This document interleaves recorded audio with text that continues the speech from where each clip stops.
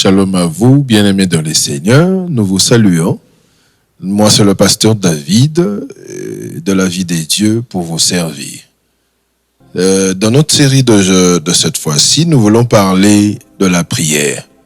Nous avons toujours dans notre émission la vie des dieux donné des enseignements pour édifier le peuple des dieux, apporter de la lumière dans la vie des gens, la lumière qui est Jésus-Christ, apporter cette bonne nouvelle du salut. Nous voudrions partager sur la prière, quelque chose de simple que nous avions l'habitude de faire, que nous avions l'habitude couramment, chaque fois, chacun le fait à sa manière, et nous voudrions apporter quelque chose.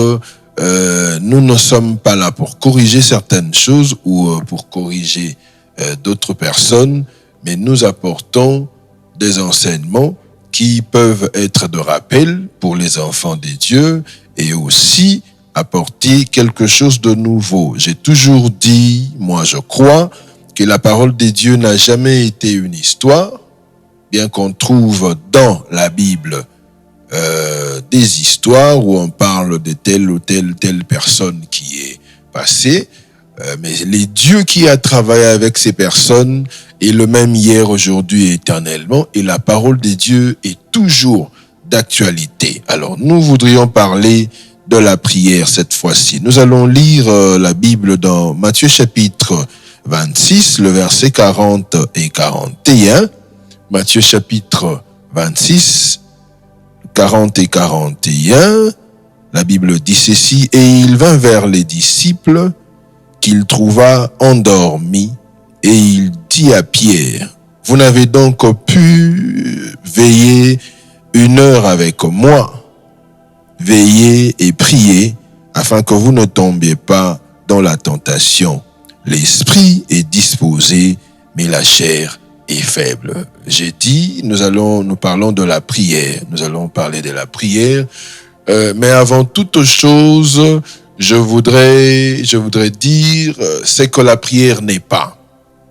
Ce qu'il est très important de savoir, c'est que la prière n'est pas avant d'entrer dans le vif de notre sujet. Parce que nous pouvons aussi nous dire que nous faisons quelque chose, or en réalité, selon la lumière, selon la parole des dieux, c'est que nous faisons comme cela vient de son créateur, de celui qui l'a initié. C'est que nous faisons, si cela n'est pas conforme, bien qu'on pense, bien qu'on peut penser, bien qu'on peut s'appliquer à certaines choses qui soient semblables à ce qui est appelé prière, ça peut ne pas être le cas. Alors, c'est quoi? Qu'est-ce que la prière n'est pas? Je voudrais déjà dire à tout celui qui est en train de nous suivre que la prière pour tout enfant des dieux, la prière ne doit pas être, n'est pas une option. La prière n'est pas une option, mais la prière est une vie. La prière doit être une vie. La prière doit être un style de vie, un mode de vie. Celui qui vit en Christ, celui qui est en Dieu, doit avoir la prière comme faisant partie de sa vie. Jamais sans prière, jamais vivre sans prière. C'est pas une option. C'est pas parce que nous sommes combattus, c'est pas parce que on est dans des problèmes, ce n'est pas parce que on est à la recherche d'un secours de la part de Dieu qu'on se met à prier. Non, la prière n'est pas une option. La prière doit être un mode de vie, doit faire partie de notre vie. Quand la prière devient une option, ça devient dangereux pour les enfants de Dieu. La Bible dit, dans ce que nous avons lu, Jésus est en train de dire, vous n'avez même pas pu, il parle à Pierre, il dit, vous n'avez même pas pu prier pendant 1 heure avec moi, et il dit, veillez et priez pour ne pas tomber dans la tentation.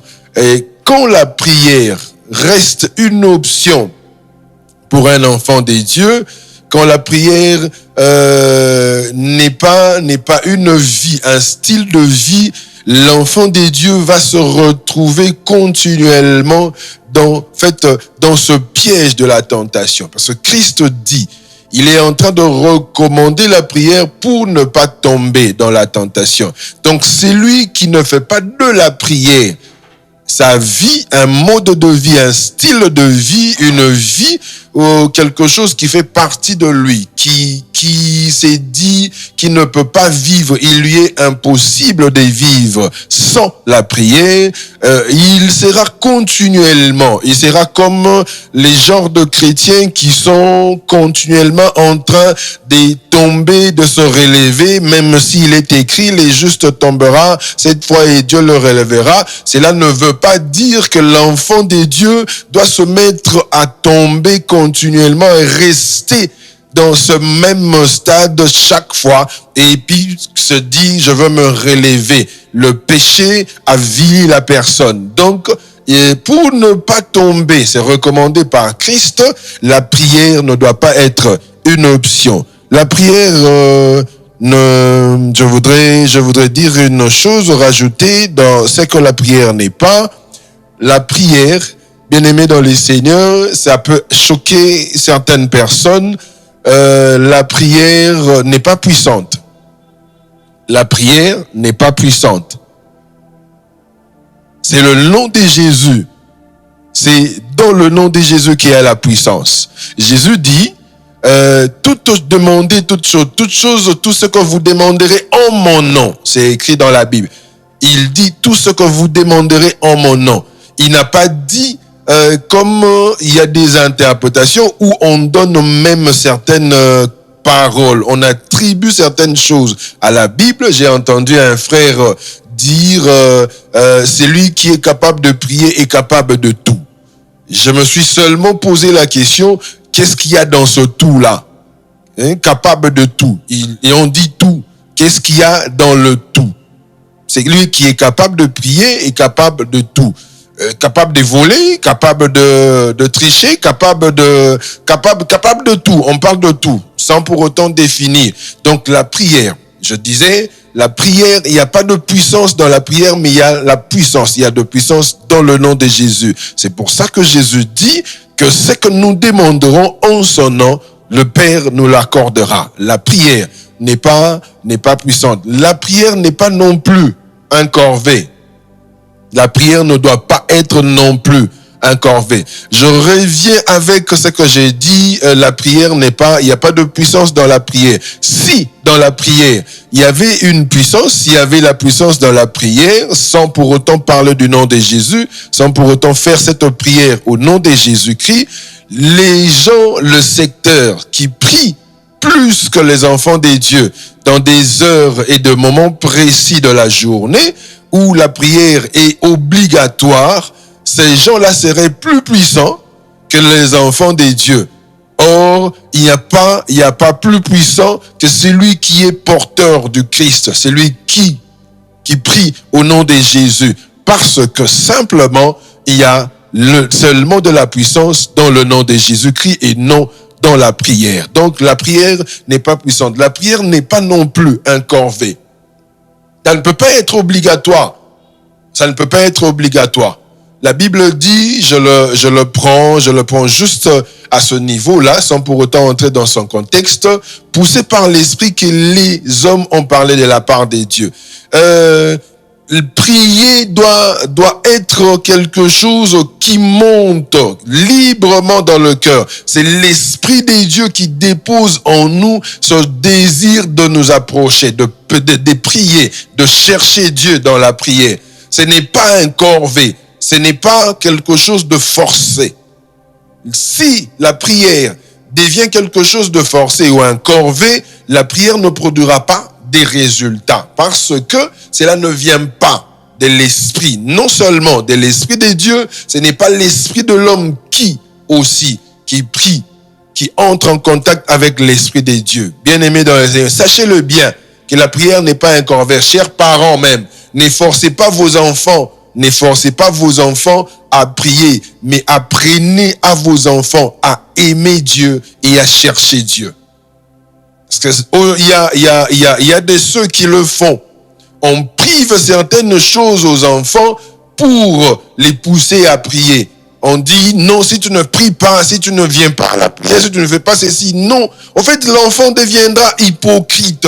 Il va développer l'hypocrisie, il va développer le mal en lui, et puis le travail n'aura pas d'effet. Mais apprendre à un enfant à connaître Christ, à aimer Christ de lui-même, l'Esprit de Dieu le poussera à chercher Dieu, à aimer la prière. La prière n'est pas un corvée. Chers parents, ne poussez pas vos enfants, ne poussez pas des forces vos enfants à prier, mais apprenez aux enfants à aimer Dieu. Apprenez aux enfants à chercher Dieu. D'ailleurs, je dirais en d'autres termes, les enfants ne reproduisent que ce qu'ils voient leurs parents faire. Si vous ne le faites pas, si vous n'avez pas une vie de prière qui est un modèle ou qui attire les enfants à le faire, n'espérez pas voir vos enfants être dans cette vie ou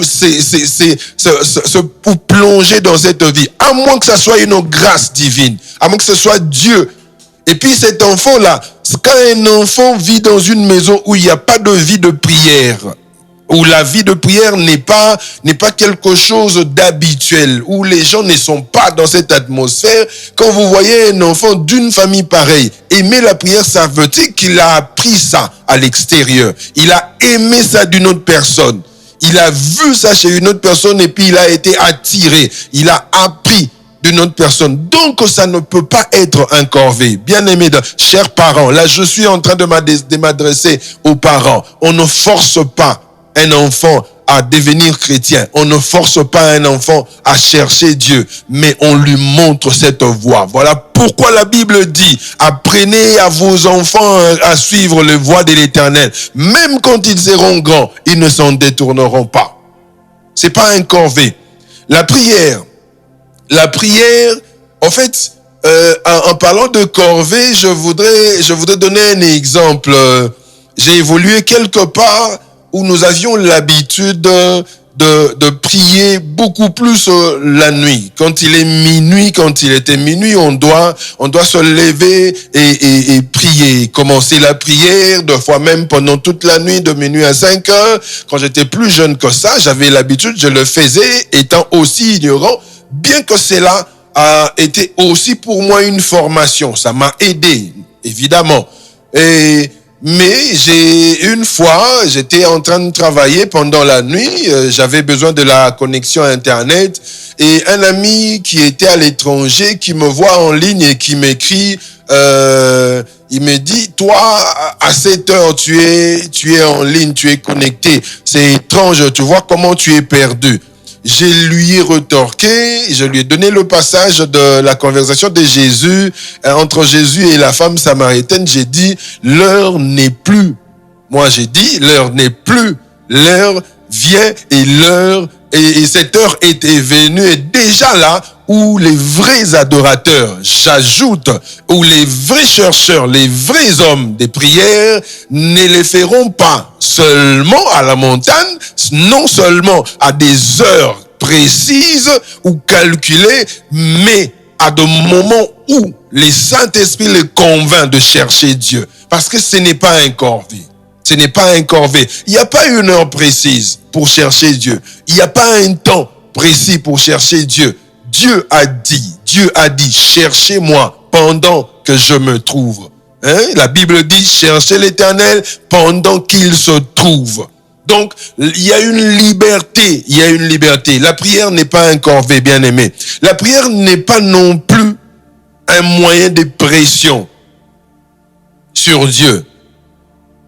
Parce qu'il y a des choses que Dieu nous accorderait, ou Dieu nous accorde, même quand nous n'avons pas prié, par sa grâce, par sa miséricorde.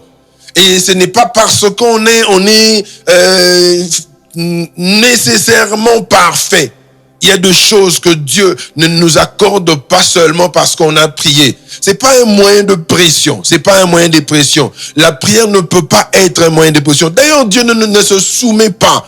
Ne se soumet pas à nos désirs. Dieu est derrière sa parole pour l'accomplir. Dieu ne se soumet pas. Donc, quel que soit, ce n'est pas en disant, voilà, j'ai des problèmes, voilà, Dieu n'a pas agi, j'entre en prière, je me décide, je vais entrer en prière pendant 50 jours. Si Dieu n'accomplit pas ceci, ça, ce n'est pas Dieu. Non, bien-aimé, non, je vous dis bien, c'est pas un moyen de pression. On ne fait pas pression à Dieu, on se conforme à l'Éternel. Que Dieu vous bénisse.